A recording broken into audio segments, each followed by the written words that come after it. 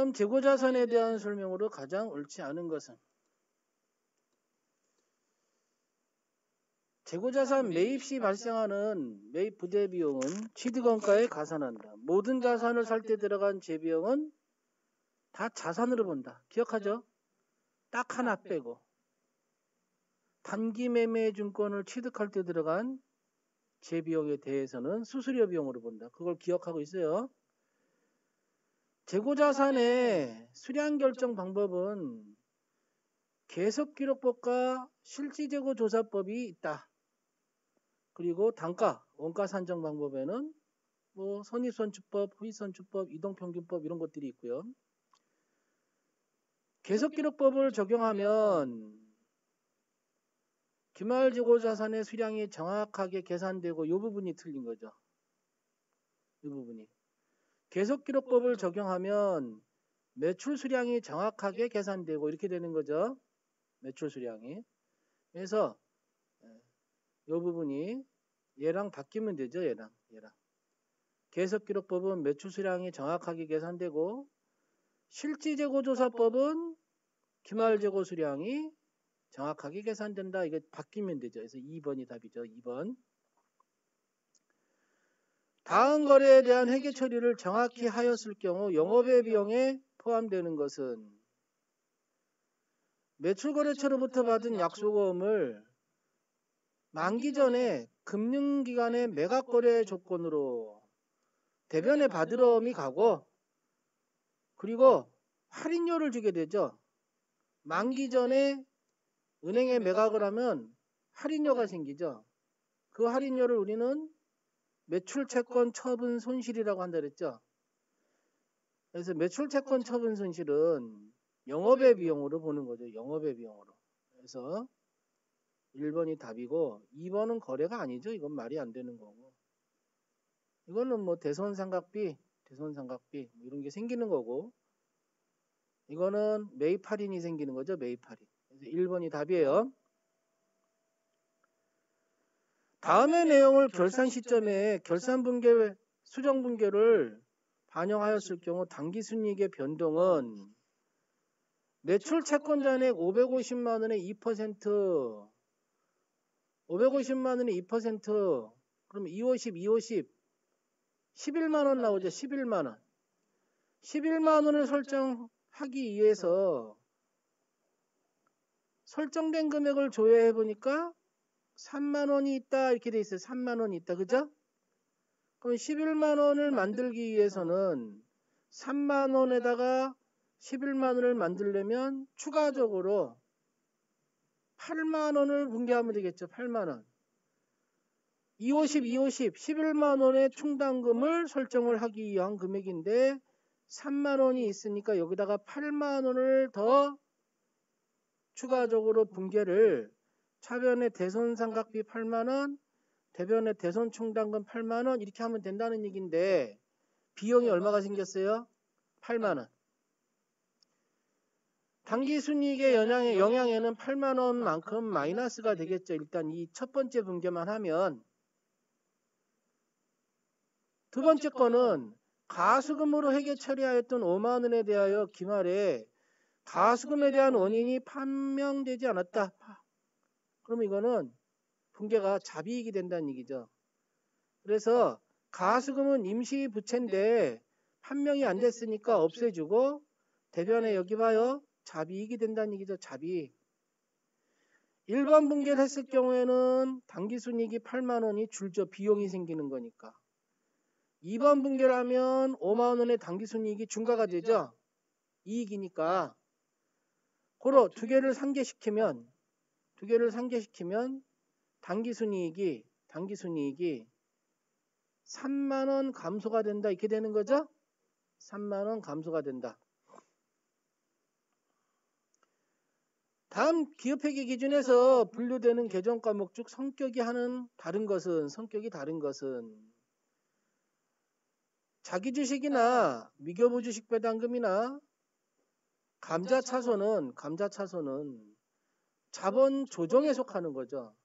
근데 이런 거는 여러분이 계정 과목이 애매하다 그러면 우리는 실기와 필기를 동시에 보는 거기 때문에 뭐를 열어놓을 수 있다?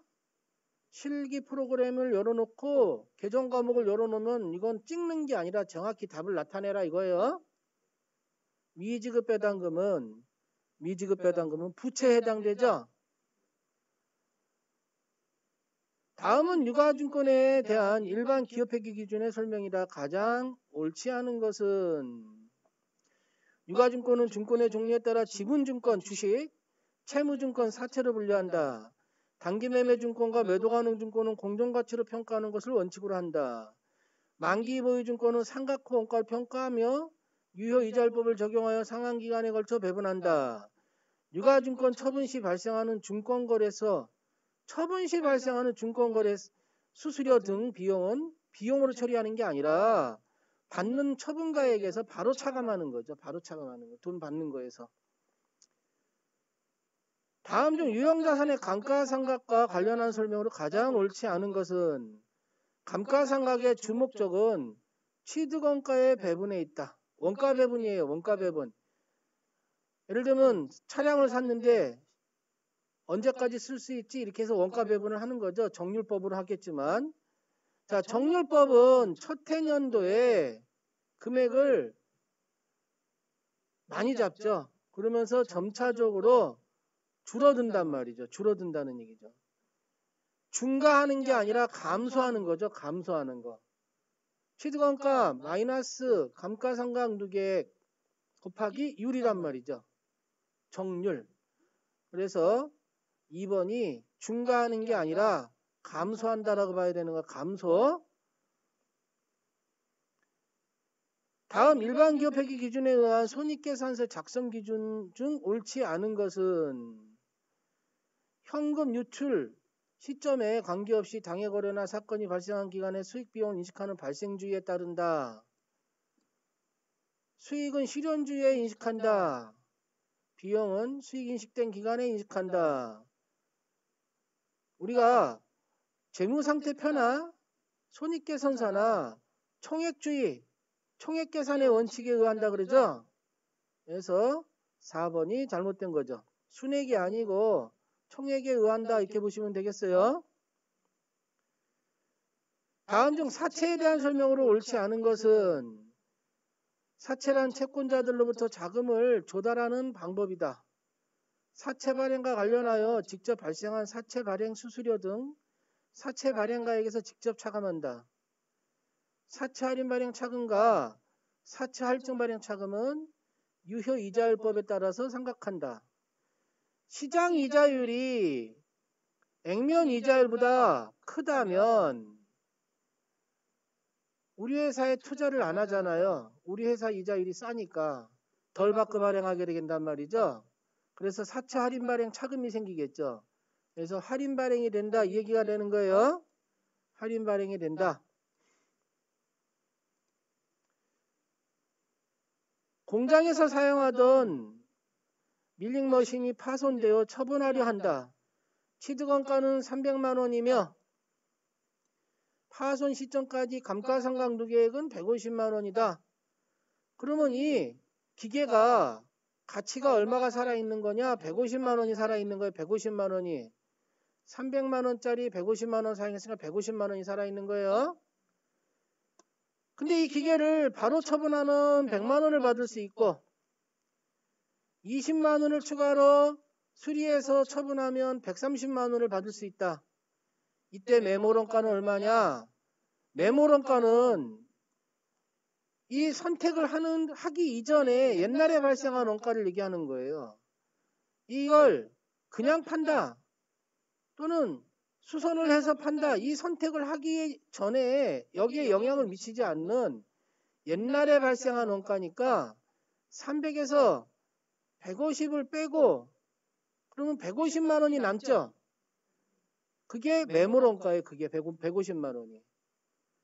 150만 원은 옛날에 발생한 원가다. 그래서 이 선택 대안을 영향을 미치지 않는다. 이 얘기를 하는 거예요. 매몰원가는. 만약에 기계로 발을 처분하면 100만 원을 받을 수 있고 20만 원을 투자해서 130만 원을 받게 되면 이왕이면 10만 원 더 받는 거잖아. 그죠? 왜냐하면 20만 원 빼고 10만 원 더 받는 거잖아. 110만 원이 남으니까. 그러면 얘를 포기하는 거죠. 얘를 포기하고 20만 원 투자해갖고 130만 원 받는 거죠. 이 포기하는 비용을 우리 기회비용이다라고 하는 거죠. 기회비용. 다른 말로. 자, 어쨌든 매몰원가는 선택하는 데 있어서 영향을 미치지 않는 원가를 매몰원가라고 한다. 이 얘기예요. 다음 중 제조원가 명세서에 포함되지 않는 항목은 무엇인가? 제조원가 명세서는 재료비, 노무비, 제조, 경비, 기초제공품, 기말제공품, 그리고 나서 완성품 제조원가, 단기제품 제조원가가 나오는 거죠. 단기제품 제조원가가 판매되기 위해서 손익계산서로 가죠. 그러니까 이 기초제공품, 완성품, 기말제공품, 매출원가 얘네는 손익계산서에서 나타나는 거죠. 손익계산서에. 그래서 3번은 손익계산서 항목이죠. 기초제품 플러스 단기제품 제조원가 마이너스 기말제품 재고액은 매출원가 이렇게 된다는 얘기죠. 손익계산서에. 다음 자료를 이용하여 제조부문 Y에 배부되는 보조부문비의 제조간접비 총액은 Y의 금액의 총액을 물어보는 거예요. Y의 금액을 총액. 자, 여기 봐봐요. A부터 배분한다 그랬어요. A부터. 그러니까 이 얘기가 되는 거예요. 이 30만 원을 잘 봐. 이 30만 A가 30만 원이죠. A 30만 원을 자기 부문은 없는 거야. A 30만 원을 이 세 군데다가 배부를 한다는 얘기죠. 이 세 군데다가.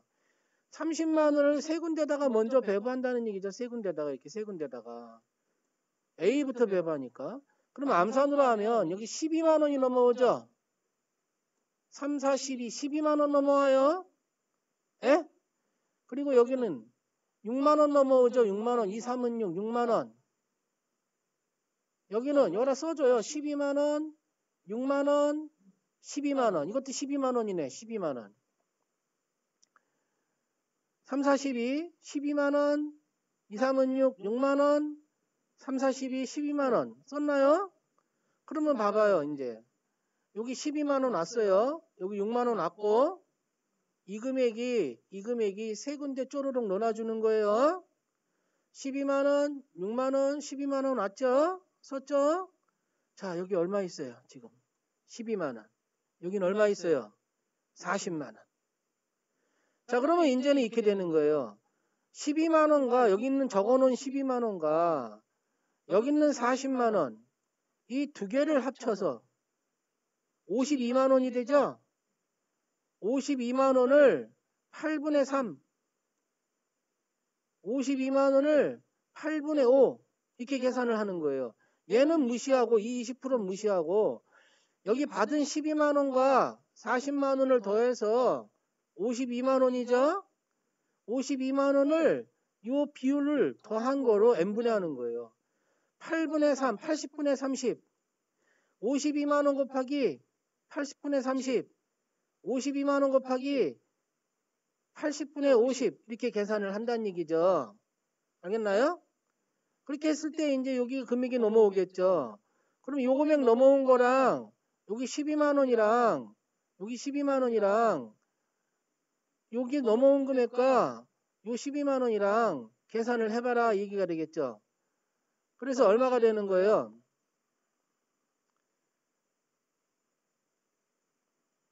여기 보면 봐봐요.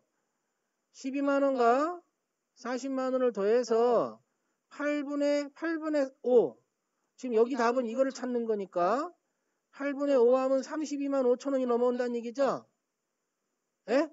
52만 원 중에서 32만 5천 원이 넘어오니까 두 개 더한 금액, 이 계산한 금액 12만 원과 또 32만 5천 원을 더한 금액 이걸 물어보는 거니까 답은 4번이 된다 얘기가 되는 거죠. 4번이 된다. 알겠나요? 자, 다시 말해서 한 번만 더 할게요. 요 30만 원을 먼저 네 군데 놓아주는 거예요. 이렇게 세 군데. 12만 원, 4, 32, 6만 원, 2, 3은 6, 12만 원, 4, 32. 여기다 12만 원 적어주고. 그러면 요 12만 원과 요 40만 원을 더하면 요 40만 원을 더하면 52만 원이 되겠죠? 그 52만 원을 요 두 개의 비율로 계산을 해주는 건데 52만 원 곱하기 요것만 답이니까 80분의 50 하면 요 금액이 나와요. 그게 여기서 얘기하는 32만 5천 원이 나오는 거죠. 그래서 여기 있는 12만 원과 32만 5천 원을 더해서 이 44만 5천 원이 답이다 이 얘기예요. 원가는 여러 가지 방법을 통해서 분류할 수 있다. 형태별, 재료비, 노무비, 제조간접비, 행태별, 고정비, 변동비 뭐 이런 얘기 했단 말이죠. 다음 중 원가 분류에 대한 설명으로 옳지 않은 것은 자사나 여부에 따라 제품 원가, 기간 원가로 분류한다. 맞죠? 원가 행태별 분류는 기초 원가, 가공 원가가 아니고 고정비, 변동비 이걸 행태별 분류로 보는 거죠. 고정원가, 변동원가 이걸 행태별로 본다. 다음 중 부가가치세법상 면세에 해당하지 않는 것은 우리가 택시 이용료는 면세가 아니에요. 택시 이용료는 도서나 또는 미술관 입장 또는 임산물 이건 다 면세죠. 그리고 고속버스, 우등고속버스는 우등고속버스 또 전세버스 이런 부분은 우리가 과세 부분이 되겠죠. 다음 중 현행 부가가치세법에 대한 설명으로 가장 틀린 것은 부가가치세는 전단계세 공제법을 채택하고 있다. 대급금과 예세금을 상계한다 이 얘기죠. 주사업장 총괄 납부 시 종된 사업장은 부가가치세 신고 납세 의무가 없다. 신고 의무는 총괄 납부 승인을 얻었더라도 신고 의무는 항상 지는 거예요. 부가가치세는 신고는 사업장별로 신고하는 거기 때문에 사업장별로 신고한다.